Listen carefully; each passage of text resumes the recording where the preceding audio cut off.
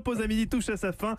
Reste cette information terrible pour son fougueux amant potelé. Demain soir, Olivier, inutile de réserver une chambre. Eva ne sera pas en état. Elle regardera France 2. Mais oui, 4 ans de tournage, 125 expéditions dans 39 pays. Voilà pour les chiffres qui concernent ce documentaire exceptionnel qui est diffusé sur France 2 demain soir, donc, et porté une fois encore par la voix de François Morel. L'océan est un monde plein de secrets qui ne demande qu'à être découvert. Alors, si nous retenions notre respiration pour plonger à la découverte de cet univers magique, de ces histoires jamais racontées, dans les mondes engloutis de notre planète bleue. Alors dans la première partie qui est diffusée la semaine dernière, il était notamment question des oiseaux qui vivent dans ce milieu marin, des orques et autres dauphins.